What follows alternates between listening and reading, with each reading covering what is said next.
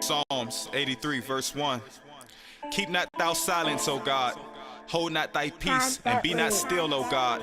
For lo, thine enemies make a tumult, and they that hate thee have lifted up the head. They have taken crafty counsel against thy people, and consulted against thy hidden ones. They have said, Come, and let us cut them off from being a nation, that the name of Israel may be no more in remembrance. For they have consulted together with one consent. They are confederate against thee. Cause they don't really love us, no. No, they don't love us, no. Hey. Better bundle up because this world is cold. This world is cold. This world is cold. The truth they don't want us to know. No, they don't want us to know. Cause we the people that he chose. That he chose. People that he chose. Hey. I just want some wisdom, you can keep your gold. And I'd rather be broke than to sell my soul. Yeah, F your money, I don't need your dollars. Praises to the Father, and I'm yelling Kwam Yasharala. No, I'm not a Muslim, I don't deal with Allah. Keep a sword with me, cut you up just like a barber. My people lost, we destroyed because we lacking knowledge. Spiritual knowledge, not that kind that you can get in college.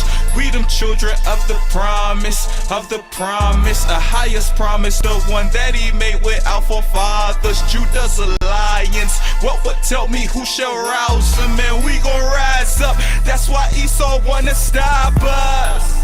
Hey, they don't really.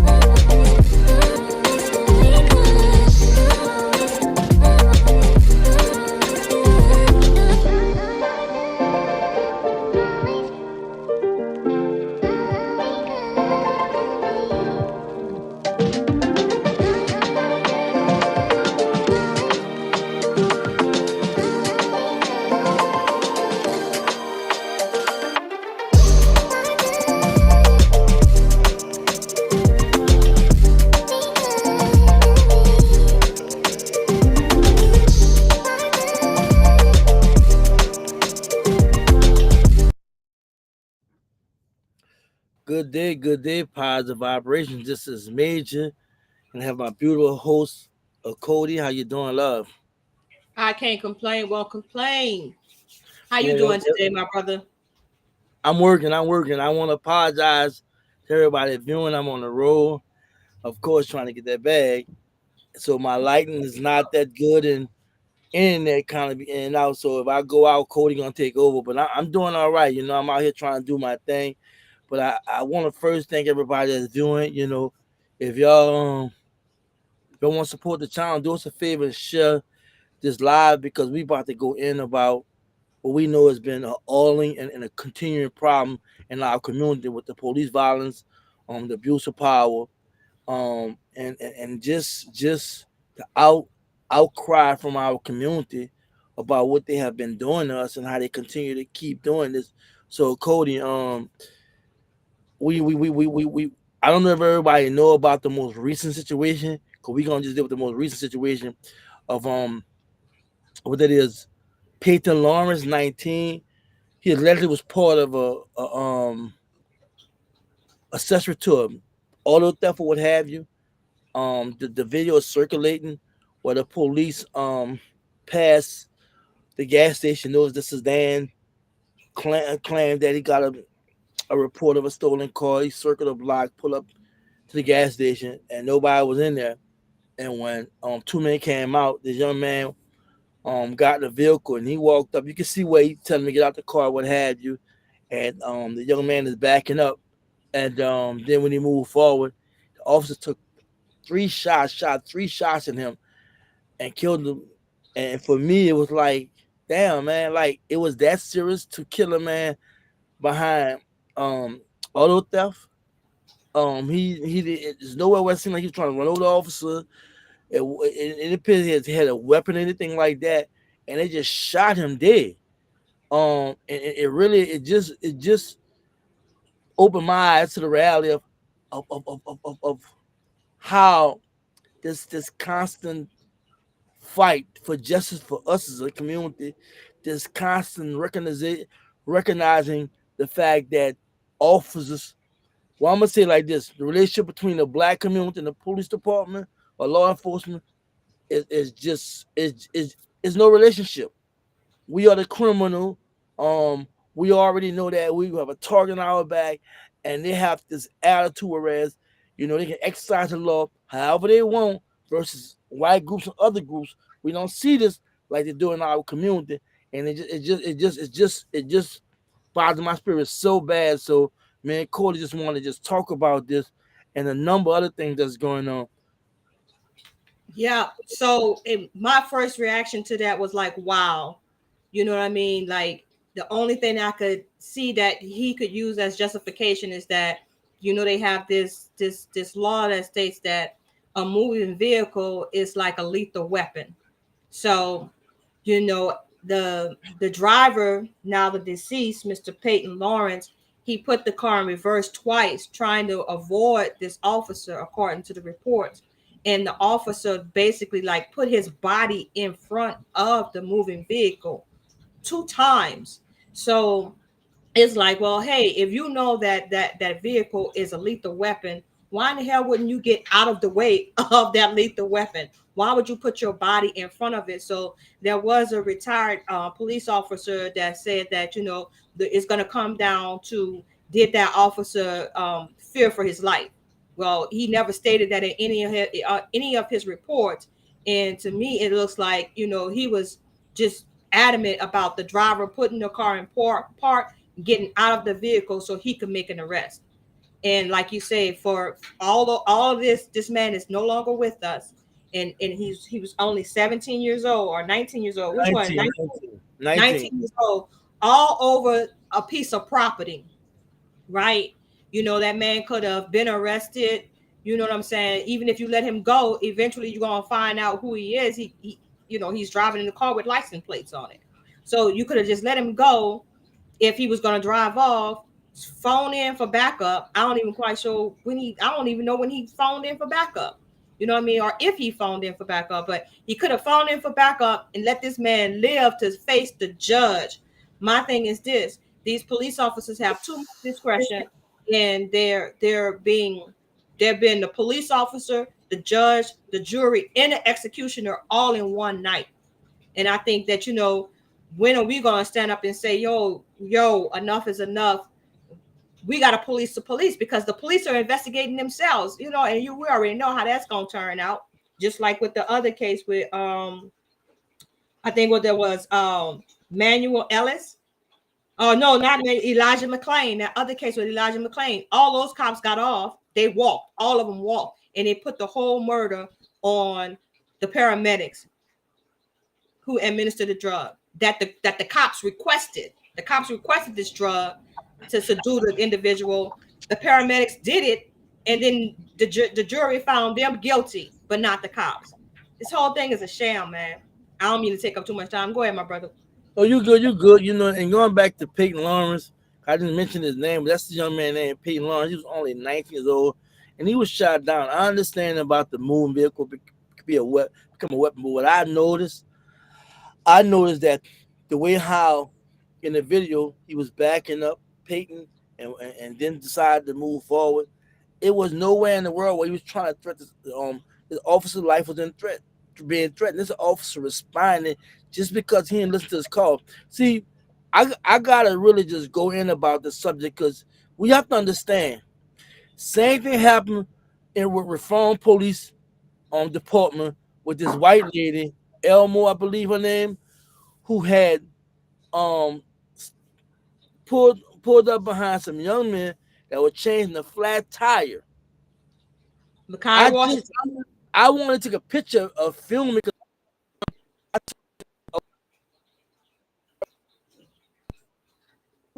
So major coming in and out.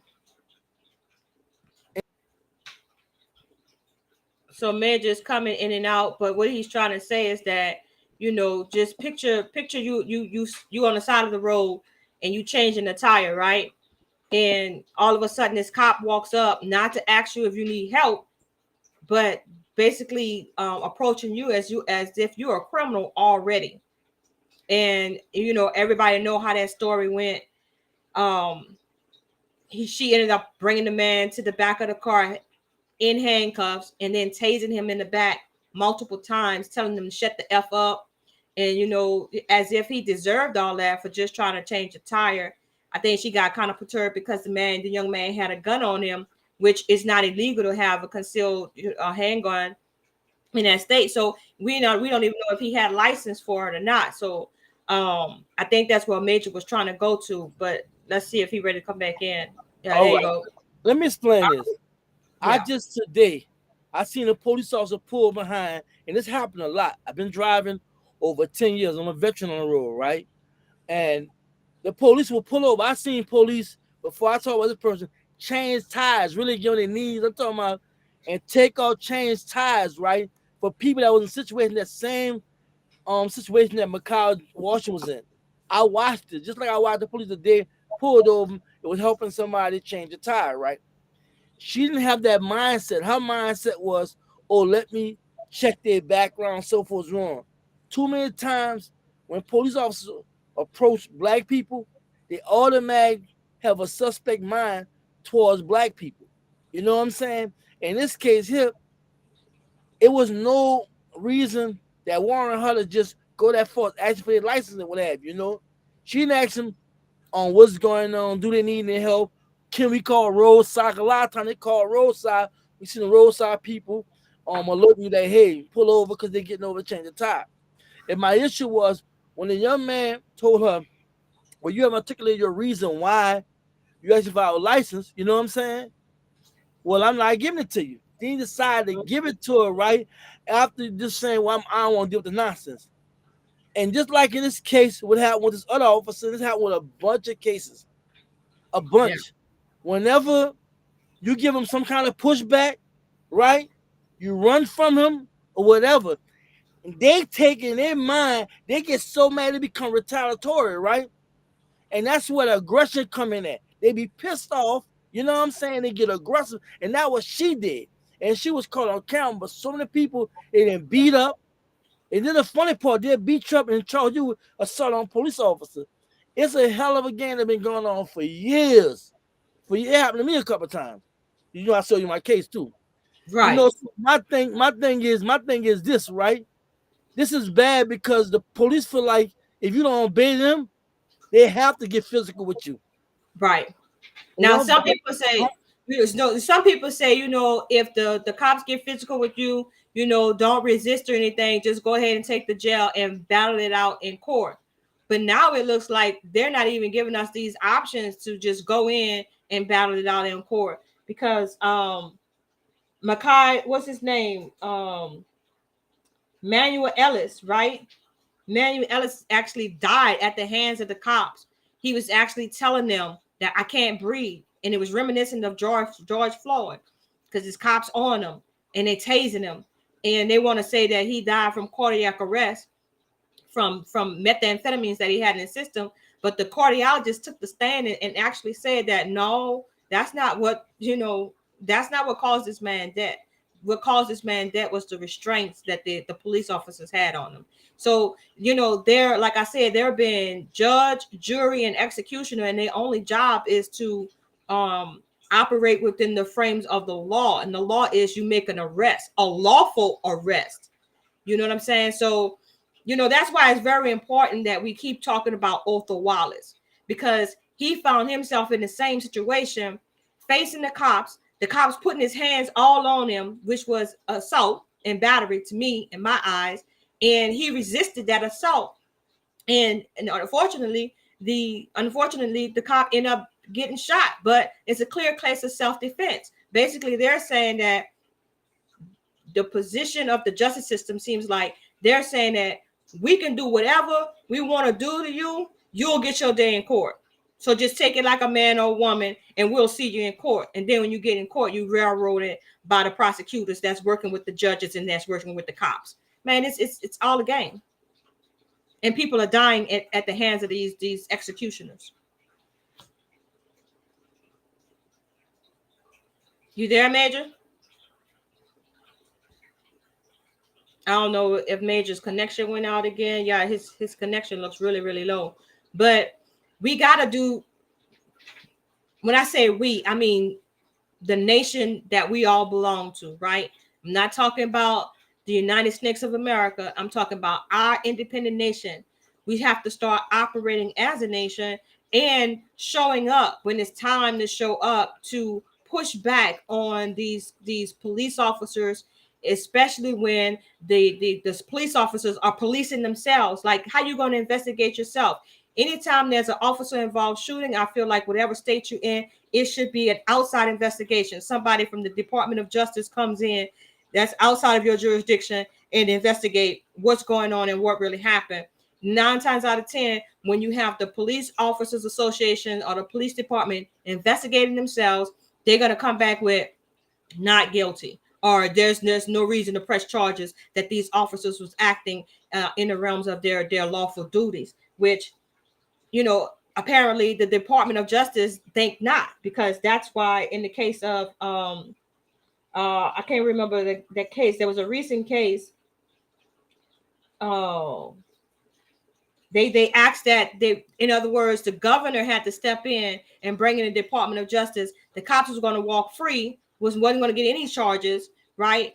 And I do believe that was the Manuel Ellis case. The cops wasn't going to get any charges according to the police, their own police department. But when the governor came in, as a result of the family pushing back and the community pushing back on that, that's when they decided to press charges. But at the end of the day, a jury said that these cops was not at fault in this man's death, even though the cardiologist testified that, hey, the man died as a result of the restraints. Now, at what point in time are we going to be like, hey, somebody needs to police them to stop them from you know, policing themselves? Like how the police department is going to investigate themselves? It's like what do you call it? You know, what's the word I'm looking for, Major? Like, it's a conflict of interest. If you're involved in the shooting and then your own colleagues are going to investigate you in that shooting, chances are they're not going to find you guilty of anything or being able to press charges on you. So I don't know. It's just weird, bro, how the justice systems work. Like, I'm really starting to believe that this whole justice system was designed for us to keep us from achieving true freedom, because once you go to jail, you back in slavery according to their laws. And we let that pass. The 13th Amendment, or say, you know, there should be no slaves unless you're found guilty of a crime. Well, man, they make laws to make us guilty of crimes every day. Let me say this. I recommend everybody go watch this documentary by Ava DuVernay called 13.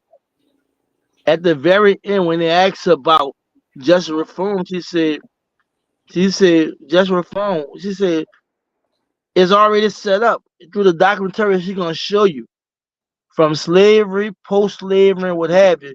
She talks about back in the day, after the end of slavery, there was so many people that they were arresting on petty offenses and locking them up indefinitely, and they was going to work on a plantation or this. And then after that perm, they got the perm. Well, that's how they got them assigned to the sheriff, because they were saying, y'all doing my day slavery, send them back to the plantation, right?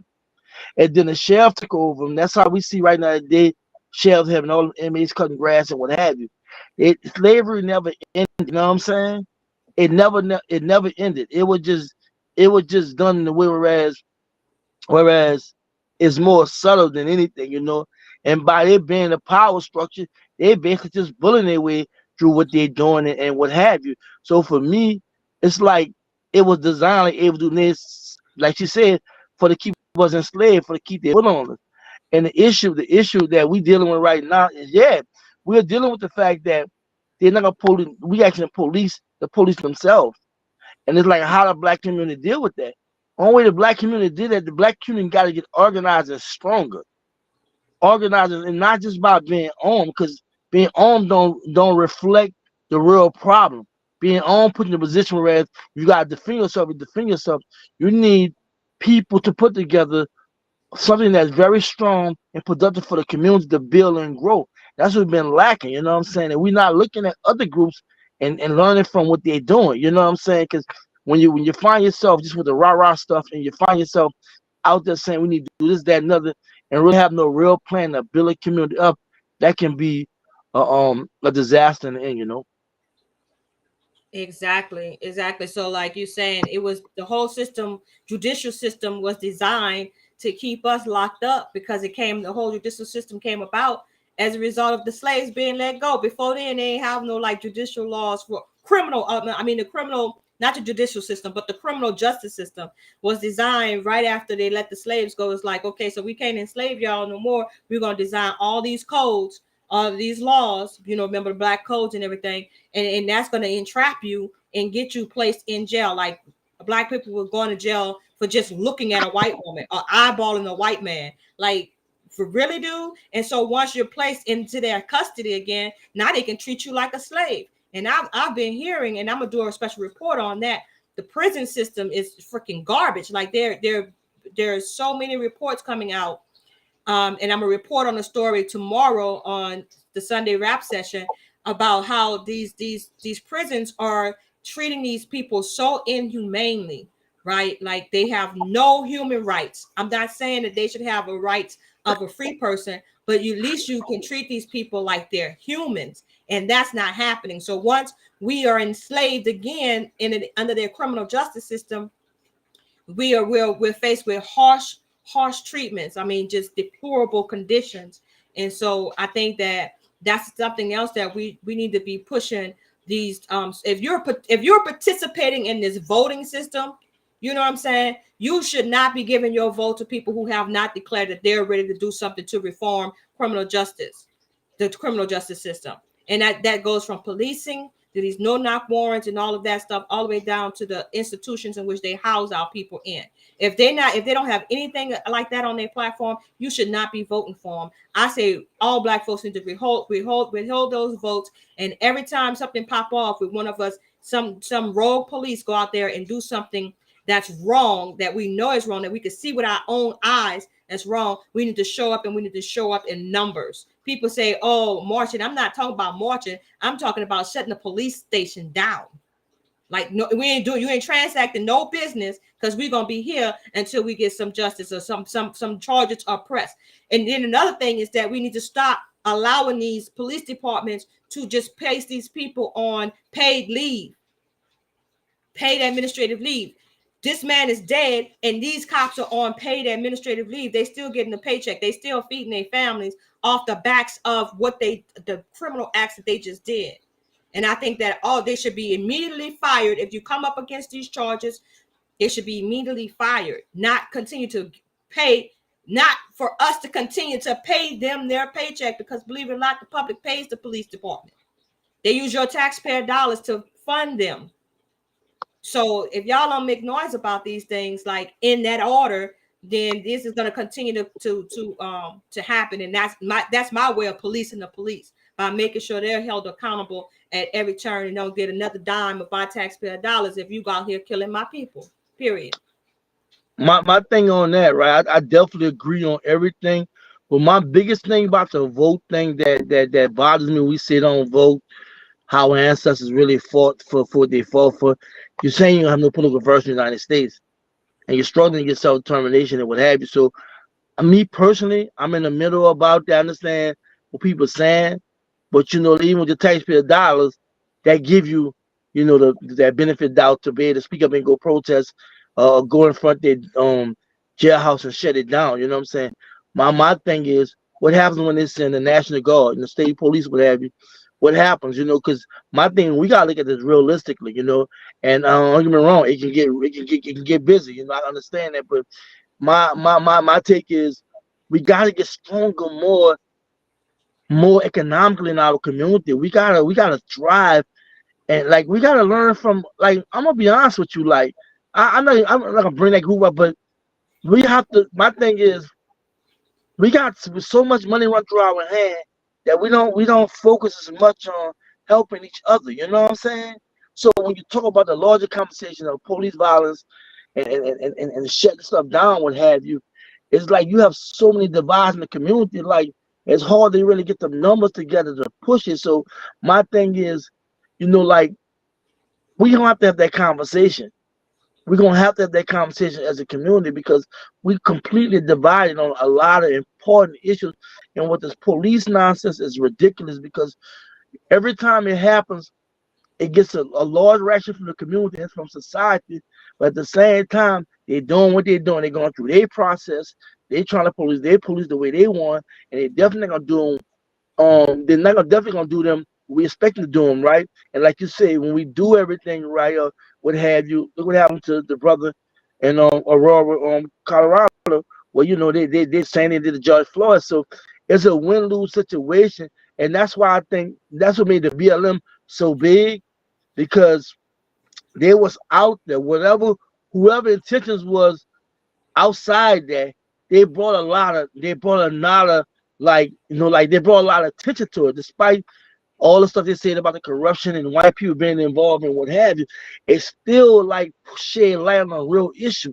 The problem was we could not capitalize on it. They want to give you holidays and this, that, and other, and they won't deal with the real issue. You know what I'm saying? And we missed Exactly. it. Even we grabbed the guns and blah blah blah. We were divided with them. We were divided with everybody. And my thing is that we can't be like that if we trying to be a community.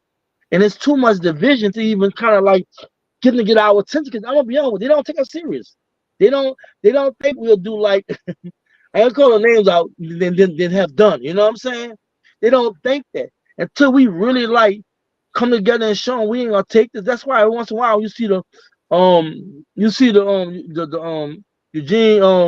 Gordon Eugene Longer, you see the Macau, I forgot the brother's name, Macau Johnson, what they did, those are actually reactions and responses to that. You know what I'm saying? And my thing is how we deal with this. Because go on social media, cool people on the chat say, "Oh, we need it." That's cool, but if we can't organize on a grassroots level and then try to connect the dots, because a lot of this is happening in our communities that we're not really addressing. You know what I'm saying? So whether that violence at in them communities, that's where it should have a lot of attention at. You don't need a whole lot of people to go over to address some when you got probably a population of probably 200 or more, 200,000 or more people, probably millions, and they're not even responding. So that tell me if neighborhoods are not responding like you're talking, then that means the leadership that's in the community is not really focused on that kind of issue. But the thing is, bro, this is what just dropped in my spirit. You know what I mean? Like, I understand that, the accessory of being accessory to someone stealing the car does not justify the police officers shooting this man dead. However, we have to look at the root causes. Like, why were you out there with someone that was trying to steal a car? You was in cahoots with him. Not trying to pass no blame on somebody that's dead, but in order to address the real root issues of what's going on in our community, we have to ask those questions. Why was a 19-year-old? Why did he feel compelled to be out there at 3 o'clock in the morning going to help someone steal a car? Like who's there to stop him from doing that? His daddy got on the bullhorn. He's all upset because the cops, he said it looked like the cops did not have a justifiable cause for shooting his son. But at the same time, why didn't you know that your son was out there at 3 o'clock in the morning going to helping someone to steal somebody's car? So those are the real questions that we have to ask ourselves. And I'm not in no way trying to justify what this police officer did. Like, I'll be the first one to say they have too much discretion. But at the same time, we do have to address the root causes of why our young men are being placed in these unfortunate situations. It's not like it was a case of Otha Wallace. They were actually shown to be committing a crime, and the police officer was responding to that crime. Right? Nobody ever said that, oh no, he wasn't an accessory to someone stealing the car. They have not said that. All they're saying is pointing to the fact that the officer shouldn't have shot him, right? That's true. But at the same time, why were you placing yourself in that position to be shot? That's my question. It makes it hard for an individual when you. It makes it hard for an individual like Otha Wallace, who's trying to prove his case of self-defense by being approached by a cop illegally. When we out here doing things like that, it's tainting the narrative. In other words, is what I'm saying. That's what I'm saying. We got one justified shooting in the case of self-defense, and then we got another unjustifiable shooting in of a man who was committing a crime. You see the conundrum we're in? Right. But first, I want to thank everybody viewing. I want to apologize. I know I'm switching the camera around and what have you. I'm on the truck. I'm on the road. I'm getting that bag. We just feel like we have to talk about this real issue with we call public enemy number one, law enforcement / police versus the black community. And if y'all watching, y'all want somebody to know about this conversation, share it live, share it and like it, because me and the Cody really is trying to get the message out. And getting back to you, I totally agree. I think that's kind of off the subject, but I'm gonna say this much here. That's why I say we have to have these tough conversations, right? Not to remove from what we talking about this, but that's a real issue with taking care of our young people. I don't want primarily to put on the parents, but at the same time, the parents will always get the blame because that's their child, and that's a good question. So for me, I'm gonna just say this: that's something we have to talk about, because it's like when you commit the crime, you're always in danger of life. And it don't have to be with law enforcement. It could be with taking somebody's stuff. They catch you stealing their car, they can kill you. You know what I'm saying?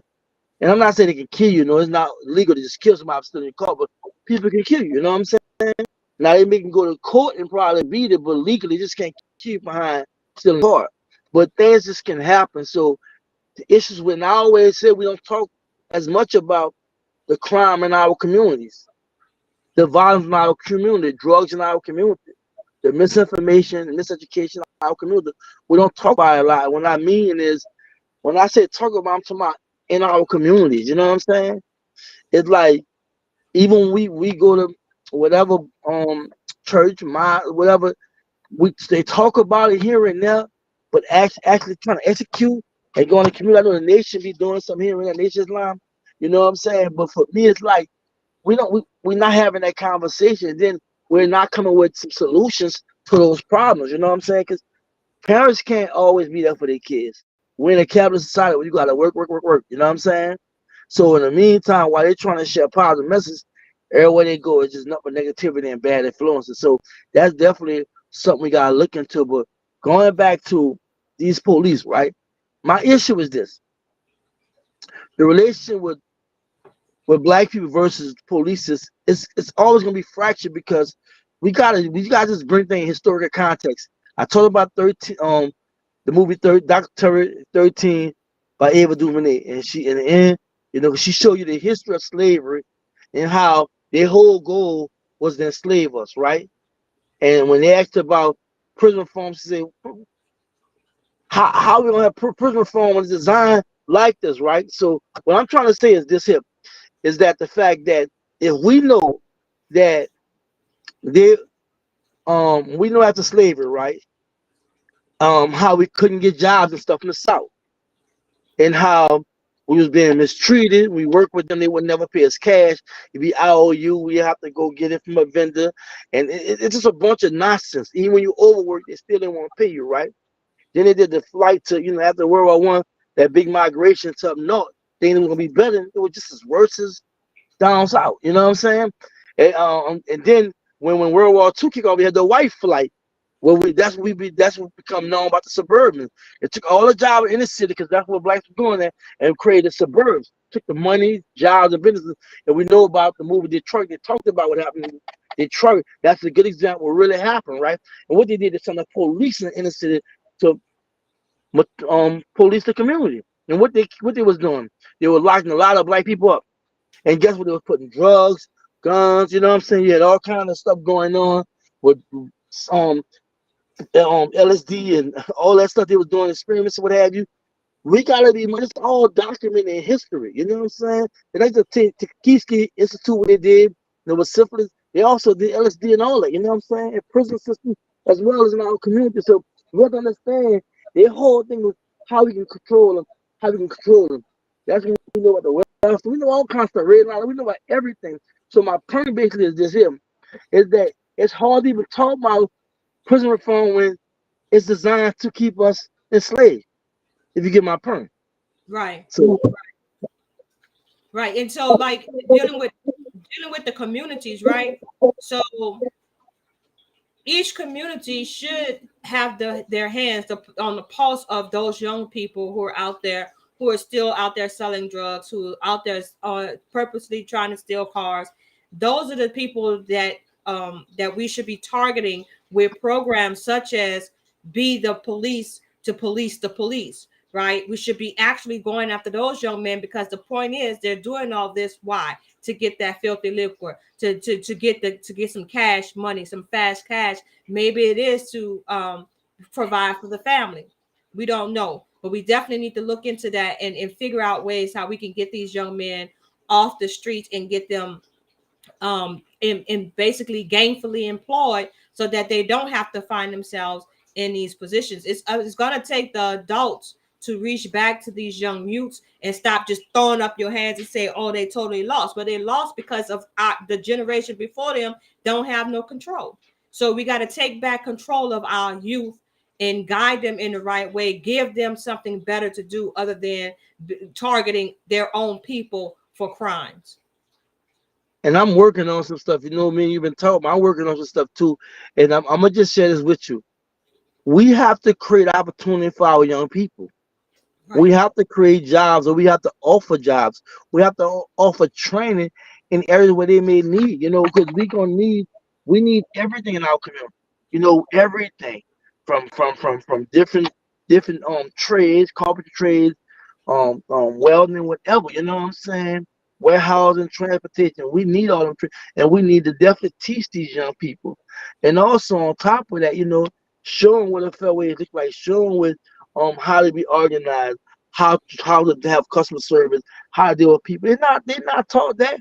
They listen to a lot of toxic music that's not good for them. Then Right. conversations with people that's not, and so you gotta address the music thing. The music thing is just out of hand, and nobody want responsibility of how they contribute to the destruction of our community. You know what I'm saying? So my thing is, we gotta realize it's our responsibility to save us, and it start with our kids. It start with our kids, because I hate to say it, we failed them. A lot of us failed them because we took a path of just worrying about us and ours. You know what I'm saying? And never thinking about, damn, once I get myself together, my family, let me try to get back. And we don't do that. Yeah. So Yeah. as a result, you know what I'm saying, we have this big old problem that's brewing. You know what I'm saying? And as you calling out police violence, you're looking to your left and your right, and you're seeing so many messy things in the community and stuff that we really talking about that don't need as much urgency as the things we see that really, really need urgency. You gotta prioritize that list of things we're dealing with. And it doesn't negate, I do believe we should have communication with the police department, you know what I'm saying? In every community, whereas we know they come in there and what have you, because we haven't been able to police ourselves and stuff like that. You know what I'm saying? But we have to worry about them coming in our community, like the Black Panthers and other groups have done in the past. So for me, that's how I really see this, because a lot of times we just don't realize it's our responsibility. It's cool for us to be talking online. It's cool for us to be um addressing a lot of issues, but we have to take initiative to try to save the youth. And the responsible adults need to get involved, right? We can no longer take the selfish standpoint to say, oh, it's not my problem, it doesn't affect me, because if it affects one person, it affects the whole community. Because the thing is, if these young people are out there doing the things that they're doing, causing this much havoc, is obviously a breakdown or a disconnect between the generation before them and them themselves. And so that's what that creates the environment to have the police to have to come in. So if you don't want the police to have to come in and have our young people face looking down the barrel of a gun, then we need to change how we're moving within our community and not just say it's not my problem because I don't live there, or it's not my problem because it's not my child. That kind of situation have to stop. Back in the day, it was a community, a real community, and it was a village that was raising the young people. If you did something, please believe you probably gonna get 2-3 ass whippings before your mama even got home from members of the community. Nowadays, we got young people that have these children raising children that will tell you as an elder, don't touch my kids. Don't talk to my kids like this. Don't talk to my children. I hate to say the word kids because they're not animals, but children. Don't talk to my children this way, right? And so that's the disconnect. They don't know nothing about that family, that family oriented village type living, and that's what it's gonna take. It's gonna take the elder people to force that upon them. You kill them with love. That's all I can say. You kill the bad behavior by showing them love and not shutting them away or turning a blind eye to what they're doing, because it's only going to get worse, and only we can fix us. I believe that was the words of GMJ. He said only we can fix us, and I do believe that. But we have to start and take a responsibility and not just keep pushing it aside as if it's going to fix itself. And you when you pushing it aside, you're leaving these young children or these young adults that's raising children to their own self devices, and obviously they're misguided, obviously, because these things continue to happen. What I don't like about our community, we always say we need this and we need that. No, we need you to do something. See, Right, I have a problem. We point fingers about we need to listen. We need to do something now, not with somebody we knew did then. We need to do now. See, I feel like we passing the responsibility on somebody else. I mean, ain't no one person who can take care of the whole community. You know what I'm saying? They can right, be a part of it. We're gonna take a group effort, you know. And I understand that this situation we dealing with is not something light. Because when we look at the issue with the police department versus dividing our community outweigh that, big. You know what I'm saying? And then you have the rap music that glorify it. You have these OGs and these cats come out of prison. They got reputation. They being praised and stuff. So you got young college students. They trying to figure out what's a man and what have you. And you got these young college girls running behind young brothers that's in the streets, that's out there wild. You know what I'm saying? So we have to restructure the mindset. What is a man? You know what I'm saying? We think a man is being hung, gone to jail, tied up, get right. high, robbed, so we got some issues to deal with. That's why I speak about police violence. What bothers me the most is the fact that they are on our community, right? They are under the law to serve the people. We are taxpayers, they work for us. And they treat us Exactly. like we are criminals. That's a Off the big top. issue. And Yep, see, off the people understand we have a Fourth Amendment. A Fourth Amendment, you have a right to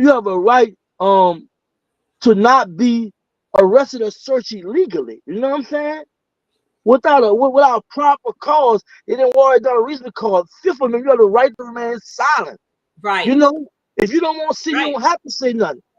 You have a right to trial by jury. You have a right to confront your accuser. You know what I'm saying? Yes. It's things that we don't understand we have rights to. Even the right to freedom of speech and bear arms. All this is being attacked because why? They don't look at us like they look at themselves. You know what I'm saying? Right. So for me, if we know, that's the problem with the community I don't like. If we know the other side don't like us, why are we not working hard to make sure we're intact so when they come at us? And that's the big problem. That's why when I hate when people come through making a lot of noise and get attention, and when it die out, people still stuck on stupid about talking about the people, and they ain't doing nothing. That's my issue. If somebody been taking out our community for standing up for us, right, and we know they did them bad, we shouldn't just be trying to make videos. We should be trying to come together. Well, exactly do what they did, but do something. You know what I'm saying? And You that's know, the problem. Huh? I if I hear one more person say that somebody gave us the blueprint. So if you know there's a blueprint, are you executing that blueprint? Are you sharing that blueprint? Are you using that blueprint in your immediate area? Now, for me, I live in a city whereby, you know, it's already segregated. Like, it's already segregated. So, you know, and then I live out on the farm, so I'm like disconnected from city urban living, right? But the city itself is already segregated. You got whites over here, you got Hispanics over here, you got blacks over here. But then everywhere this is the thing, everywhere there's blacks, there's a mixture of whites and Hispanics, and they all poor. You follow what I'm saying? So it's not an issue of police coming in and doing whatever, because it's already segregated, it's already divided, and the people are already operating within their own little small community. But if you take a city like Chicago, where yes, it's segregated, but then you have a large population that's living on top of each other in poverty. That's something that's like a bomb that's just waiting to explode, when you have poverty on top of poverty, no hope, no way out, no mentors, nobody that's reaching back and trying to pull you up by your bootstraps, giving you boots to even strap up. When nobody is doing that, then everybody seems to be destitute. And what's that's going to create? That's going to create a whole lot of chaos, and out of chaos comes violence and death. So that's what's going on in a lot of our big communities, because the people who have so-called reached a so-called point in their life where they could just move out of the hood, they don't look back. They don't look back like they should. And then I remember seeing something that you posted, that this boxer, Tank Davis, I think his name, he bought up a community, and then somebody then set it afire. Now, to be honest with you, I don't think that was one of us that did that. I think that was a hater from one of these other nations that did that. I really do. I'm just saying, because they hate to see us achieve and try to change the narrative where we live at. And that's why we need to police ourselves rather than having law enforcement come in after the fact. Let's talk about blueprint. Let's go there. Like let's talk about the blueprints been out there that we never follow. You know, let's talk about some blueprints, right?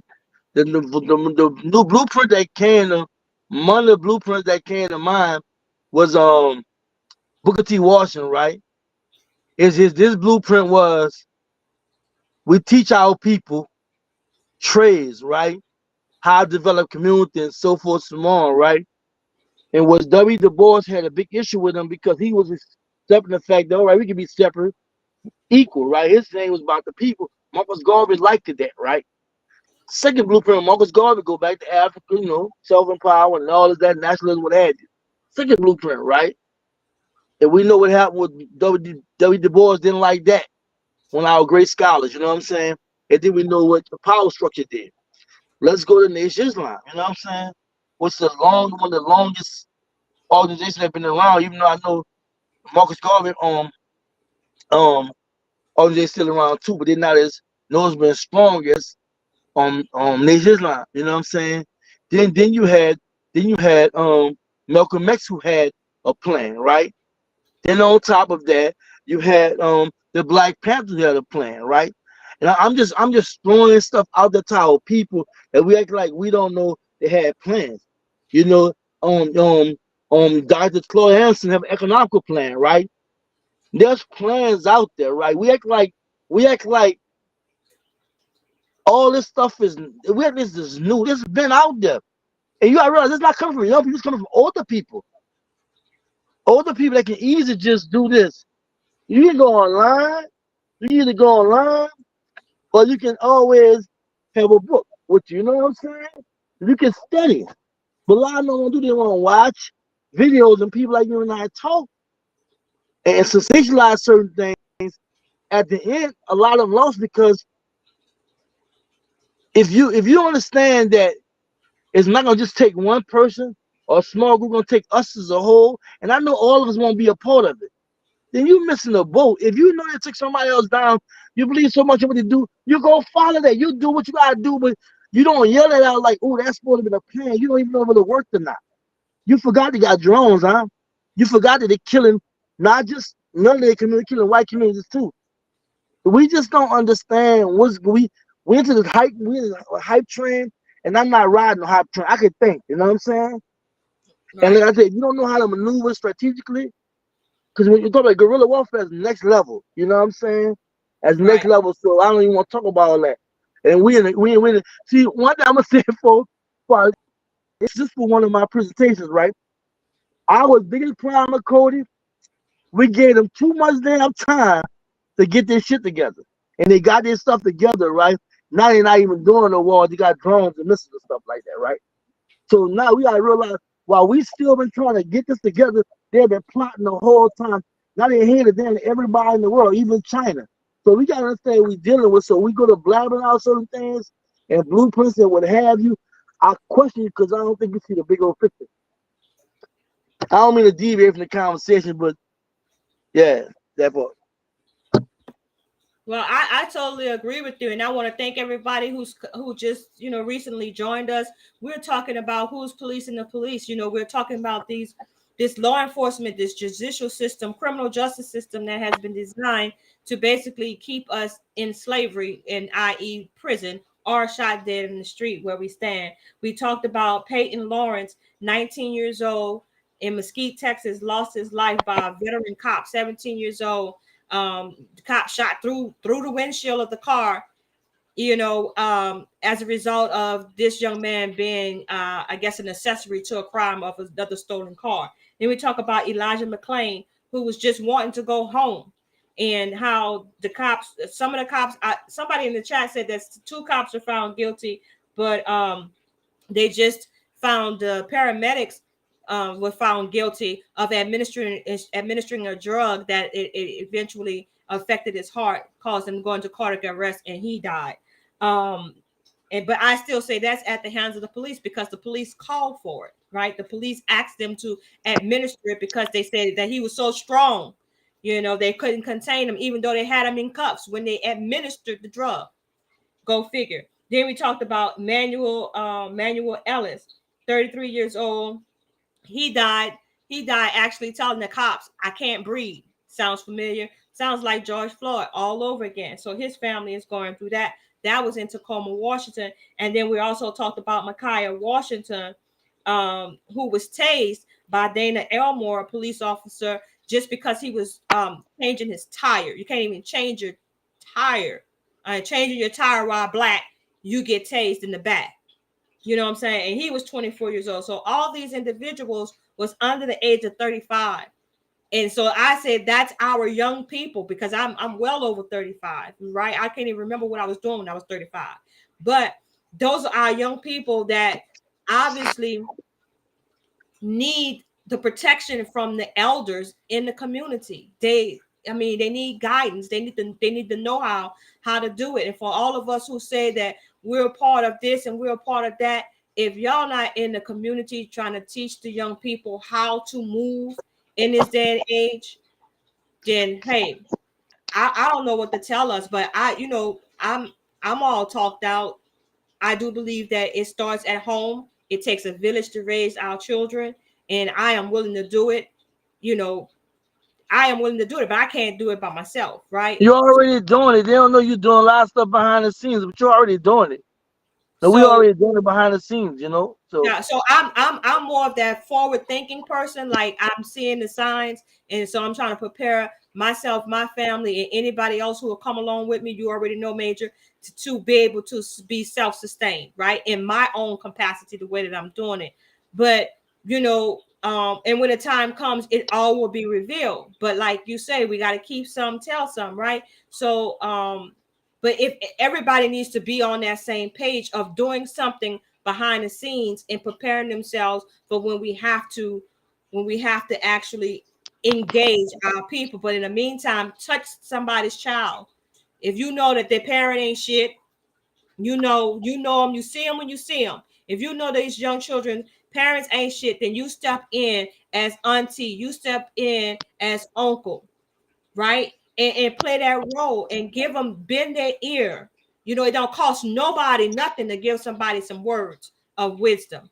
And that's where I'm at with it. So We want to engage with the audience because you know we could talk for hours about this. Me and Major talk all the time, but we want to know what you guys think. How are you feeling about what's going on with us in the crime scenes that are happening that is involving law enforcement that's just out here rogue, being police officer, judge, jury, and executioner all in one night. And that's definitely not how the judicial system is set up. According to their laws, we need to start making them pay attention to their laws and getting these rogue cops off, these trigger happy cops wanting to kill a nigga cops off the streets. So with that, I yield the floor, and that we'll take calls at this time. If y'all want to call in, we'll definitely tag y'all in. And just start passing across their comments and stuff like that. You can start reading their comments, and we can comment on certain things, and we just let it flow like that. All right. I'm trying to make sure that somebody call in, we're not exposing their number or whatever. Let's see, if I turn this on, what that look like. No, that's not gonna work. I think that'll work. So y'all go ahead and feel free to use the number. Yeah, I think that'll work for us. Let's see here. Can you shrink our screen some? Can you shrink us? Shrink us. If I shrink you, I'll be revealing them telephone numbers, and I don't want to do that like I did last. All right, cool. Yeah. So okay, so we got Nathan Panther. He's in the house. Yeah, he said I saw that about Tank Davis. This cop. Wait, hold up. What happened to that comment? He said, yeah, I saw that about Tank Davis, but it was burned all for nothing. In Moses West, his machine was also vandalized years ago. He even said that this person's know what they did. Okay, so you got some Moses West. Moses West was his machine is important, but was vandalized by this coward agent, but he still standing up for love. Man, I can't. Anybody gotta put my glasses on, family? Hold up, let me do that. Y'all know I'm kind of blind a little bit. Go ahead, Major. Can you see that? Read that while I get my glasses going. Oh, I just see. I can see him. Hold on 1 second. Sorry about that, my people. I gotta go to it myself. But thank you, Nathan. Thank you for tuning in, my brother. That's for sure, for sure. So I think he was saying that Moses Weston had a machine and it was vandalized, and he kind of know who did it, the coward that did it. And he says, yeah, the community policing need to be first priority in the Black community. I definitely agree with that. Community policing, because if we policing ourselves, then we gonna know not to call 911, not to call them folks. You know, we'll handle it ourselves. Handle it in-house. Let's talk about community policing, because people always think you got to carry guns right around. Community police are also cybersecurity as well. In my neighborhood, we got it set up whereas anything suspicious, we communicate in our neighborhood, and we want to call. If we want to take action, we take action, right? But to make a long story short is the fact that we gotta look at cybersecurity on top of all that, because things are sophisticated now. You know what I'm saying? It's very sophisticated. It's weird how you can prevent the burglaries and the car thefts and what have you, or get the aid you need to prevent that. Roger that. Avenge the ancestors is in the house. What's up, brother Major? Panel and room B first, B1 first. What's up, man? Twine, baby, what's happening? Okay, all right. Black man. Okay, what is that, Major? Hold on. What you looking at? Why you put it on the screen though? I'm trying to. Let me put it on the screen. Black man always praising the Most High. Oh, I love that. I love that for a name. Yes. Black man, thank you for coming through. And we buying time. We want to hear y'all. We want to hear y'all. We buying time for y'all to call in too. Yeah. You might want to repeat the number to them every once in a while. So. All right. So that's Jimale in the house. Jimale in the building. Unfortunately, we cannot save everyone. I agree that as a community, I opportunities have to be created. And yes, the music is a big factor. Yes, we have failed the children. Thank you for that input, my sister. So let me see what I do with the call-in number that disappeared. They want Calling, to hear from y'all. We always talking. We want to hear from y'all. We want let yeah, hear what y'all got to say. You know, call-in number 210-701-1350 for sure.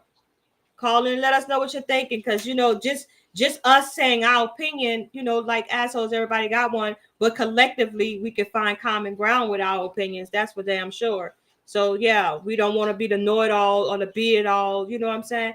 Everybody has a part to play in this, and once we start to learn how to respect everybody's opinion and take bits and pieces from what they have to say and how they feel and put it all together as a collective, that's when we can move mountains, and we can really yeah, I really mean, make it happen for our people.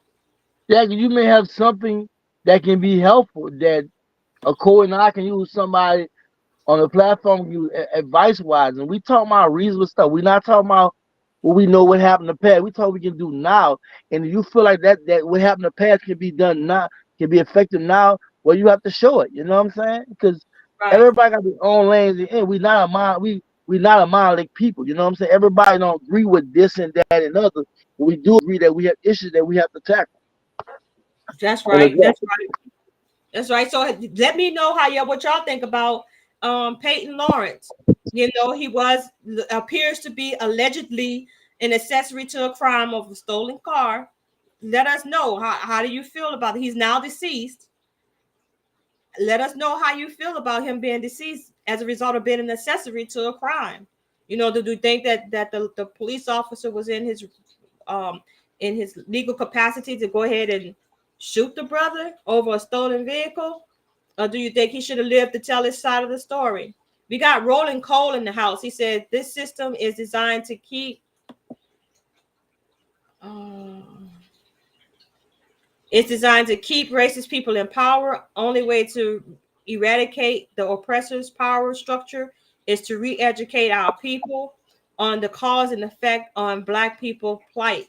I do agree with that. Yes, we do need to unlearn everything we've already learned and relearn and learn the truth, right? And they say the truth will set you free. Thank you, Roland, for that comment. So we got what it That's the says. brother man right there, man. That's the brother man right there. Avenge the ancestors. What's up, brother Major? Glad you're back on deck. And the Queen. Salute to you, my brother. I don't know her name. I'm a Cody Tamor. I'm a Cody Speaks, but I like her. Glad to see you, sister. Shalom to you, Look, my brother. Peace and blessings you to got it. you. You got it. You got it. Look, thank you for shouting me out, Twine, but we go way, way back. You one of the original ones, you know what I'm saying, along with the people that's in the chat that supported me. I won't let them know I never really stopped, but I slowed down a lot. I was really bothered about what's going on. But thanks to people in the chat, you know what I'm saying, as well as a Cody, Jimmy Lee, my partner Rolly in the chat too, and a bunch of other people that said, "Major, you gotta keep the message going. You was doing a good thing." But I was discouraged by all the nonsense because y'all know I just I'm on the road. I'm middle of nowhere. Out here getting the bag, but I'm taking time to try to share something real with the people and stuff like that. But thank you so much for shouting me out, bro. I'm back for real, for real. And we're glad you're back, man. We're glad you're back. In full effect. So we got Kokova TV. Thank you for joining us, fellow content creator. And he or she said, and everyone that looks like us, she'll pull their cameras out. Oh, what the heck? Where did it go? Did you take it off? No. They Oh, pull their cameras out. Everyone has a cell phone.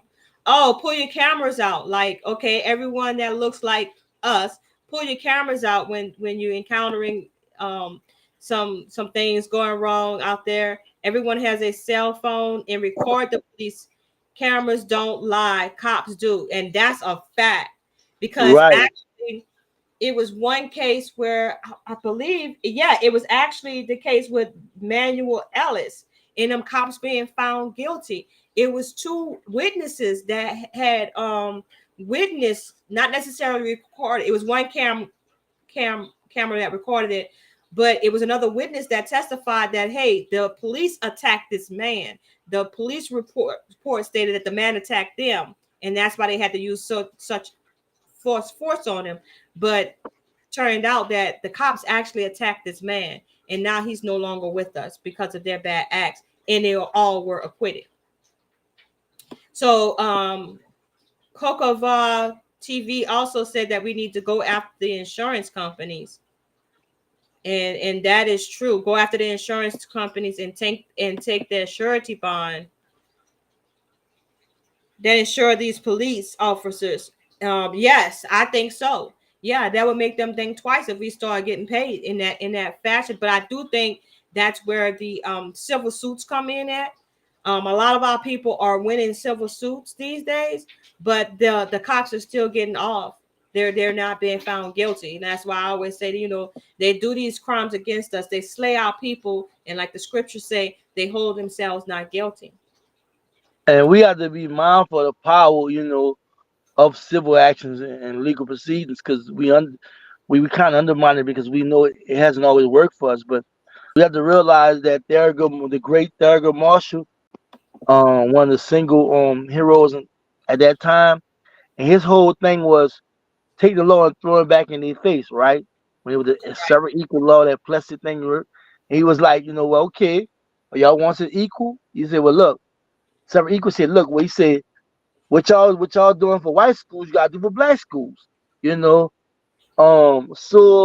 the two issue or the books, the school been up to par as far as code wise and management and whatnot. And guess what? States realized they couldn't come with all that money. And that's when they were like, okay, cool. We got to integrate, what have you. But throughout our lifetime, this country, we took the law and threw it in their face. You know what I'm saying?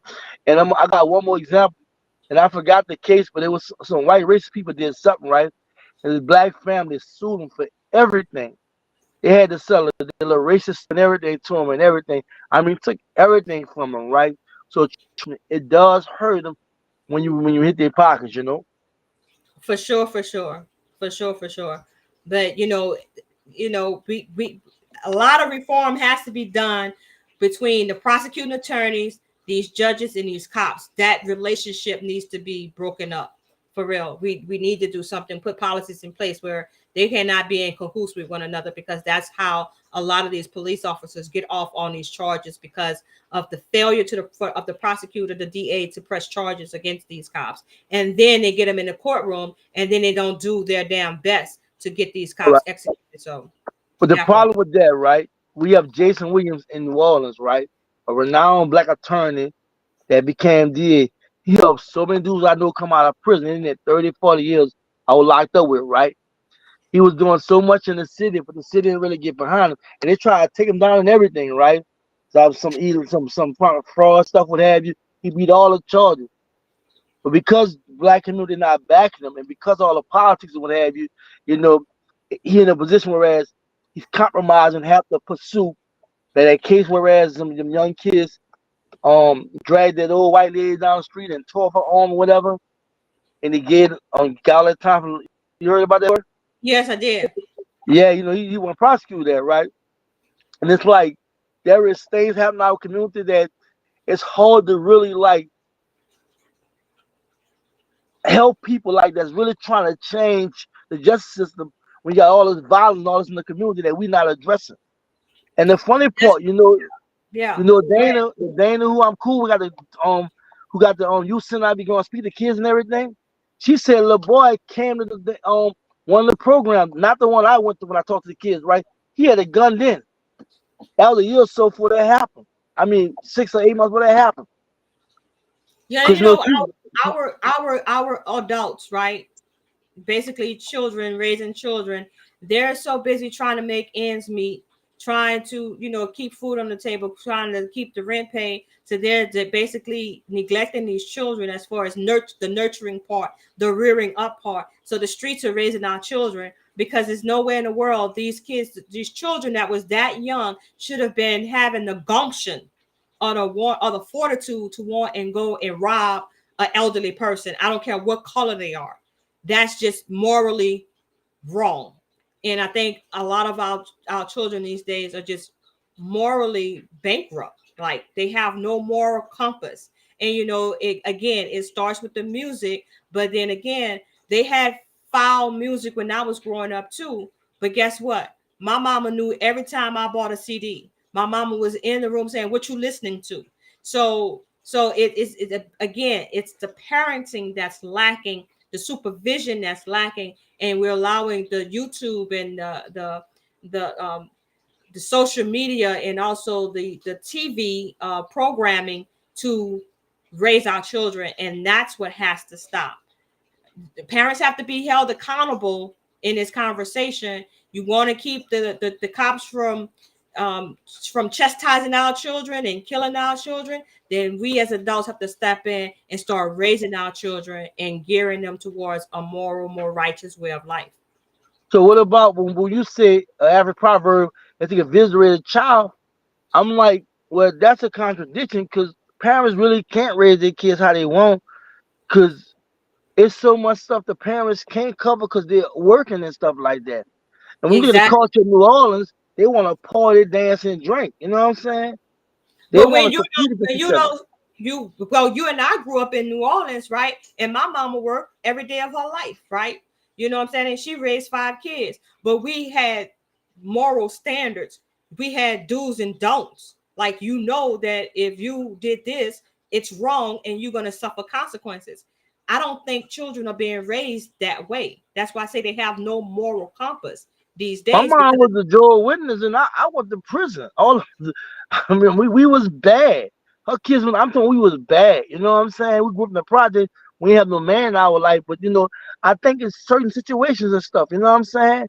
Cause I'm not gonna lie, my mom was a beautiful person. You know what I'm saying? She died, Joel Witness, because I told the wrong path. Me and my brothers. You know what I'm saying? So I'm not. I'm the three of us for sure. So my whole point basically is, well, I grew up in Black Neighborhood Desire Project, same no project, and you know how it is going to project. You see so much of stuff. So when you don't see right. them power the road miles, you see them drugs, crime, and all that crazy stuff. You come out that mindset of not want to play sports. You want to be with the tough guys, and you're not trying to go to school. So I'm just saying though, it do take a village to raise a child. We need more help. I do agree that the parents should have buckled the responsibility. I think the community problem more than anything. But what I'm saying is, if each parent um agree that we need to step in, then that way that's how the community get fixed, because every parent is on the same code. Like, that if you live next door to this person, that she's at work. What are you doing outside at this time? You know what I mean? And the parents need to be able to give their neighbors that leeway to chastise their kids. And that's what's lacking right now. We don't have that leeway to be a village to raise other people's children. But since nobody want to call in, my brother, you know what I'm saying? I appreciate everybody who came in through the chat and whatnot. Thank y'all once again. It's just something for us to ponder on. Our sister Dee Taylor was in the house. Thank you, sister, for coming through. Blow the screen back up. You mean stop sharing? No, but yeah, show our faces again. Okay, there you All go. right, all right. Yeah. So we had Sister Dee came through, and we appreciate you also, sister. So yeah, it was a great build, you and I. You know what I mean. So hopefully people Man, will. call out everybody, man. You call out everybody. What you doing? Did you call out one person? I did. Nathaniel Panther. All We had. right. I said him already. We had Kokava TV, Sister Dee Taylor, Jimale. Sister Jimale came through. Brother Roland. Brother Yeah. Roland came through. Event Black, ancestor Antoine, my man. Salute, bro. All Black right. men we'll praise the Most High, like that. Avengers, the ancestors. Yeah. So I thank everyone who came through, and I pray that and I appreciate your input too. It seems like we have a consensus that it's going to take a community to come together to help change the way that we police each other. We need to start really doing that, focusing on policing each other, and making sure that we're doing things in a righteous way, and not just saying it doesn't affect me and just turning away from it and not not paying attention to it, because eventually down the line, it's in some way, shape, form, or fashion, it really will affect you in the end, right? It may not affect you right now today, but next time it could be you or someone that you know. So that's what I have to say to that. Well, in close, I'm gonna just say this. You know, um, I want to believe that all of want was best for us as individual and collective community, and I just think that, of course, it start with you first. But once you get to the point whereas you understand what you see, what's going on, and you know better, you start to understand how to move, right? And it's Right. not a me, I myself problem, a we problem. Just because I'm doing good and you're doing bad, I shouldn't be happy with that. I should want to help you. And a lot of time, I think we miss the mark when we don't understand that it's a we issue. I know we have to deal with egos, we have to deal with people attitudes and stuff in our community. Something that that just would make you just say, "I'm done," but we just can't give up. Sometimes I realize, like a journalist said, it ain't for everybody gonna be down with what we about, or we can't save everybody, so to speak, right? And I've been understood that, but what I don't understand is the fact that we make excuses on why we don't do anything, and we look for this and we look for that, and we never really take the initiative, right? And so forever we're gonna be waiting for this person or that person or somebody to come save us when that may not never happen because we haven't tried to save ourselves. So in essence, what I'm trying to say is we have to approach it where it's a community situation. Like Cody said, it take a village to raise a child. So it take a village also to build a village. So with me saying, I just want everybody to know that there's got to be something that's inside you that you really want to do. Not going on social media with your ranting, what have you, or just yelling, what have you. This is a real issue that if we don't tackle, it'll come back to bite us. And right now, it's come back to bite us because this is what has happened. We have failed our youth, and this is what we see. As far as the police, it is what it is until we change the mindset of each other and start building and make them respect us. And like, okay, of course, they say pull up on them when they really violate us. It's going to be what it's going to be. So that's my words for you all. And I hope y'all receive it. Like and share this live, subscribe. All our social media, all that is in the description. You know what I'm saying? What we spoke about in the description, support, because we really about doing the work. We're not trying to be comedians on here. We're not trying to act a fool. We're not trying to impress you all or whatever. We're just trying to come with the truth. So that's major. You know what I'm saying? I'm signing out. Peace.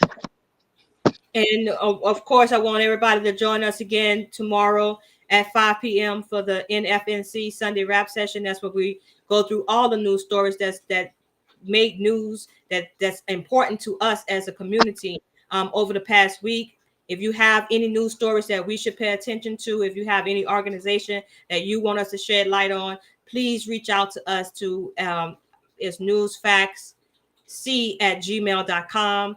Don't forget to visit our website at newsfactsnc.net.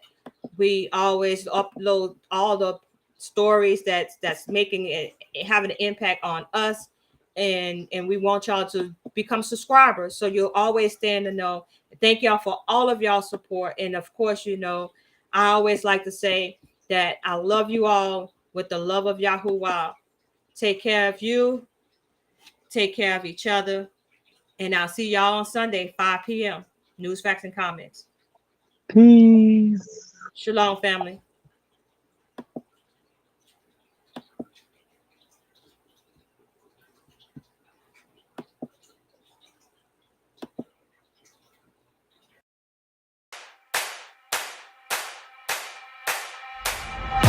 One for the money, you know what it is. Two for the show, yeah, we shut it down. Three, just to make sure you ready. Four, let them know that we run this town. One for the money, you know what it is. Two for the show, yeah, we shut it down. Three, just to make sure you ready. Four, let them know that we run. Ladies and gentlemen, welcome. You are now tuned in to the greatest. The greatest of all time. The greatest of all time.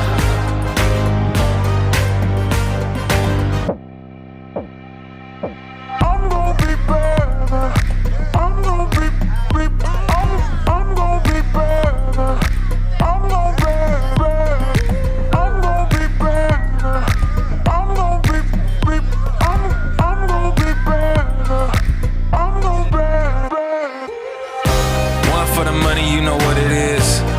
for the show, yeah, we shut it down. 3, just to make sure you ready. 4, let them know that we run this town. 1 for the money, you know what it is. 2 for the show, yeah, we shut it down. 3, just to make sure you ready.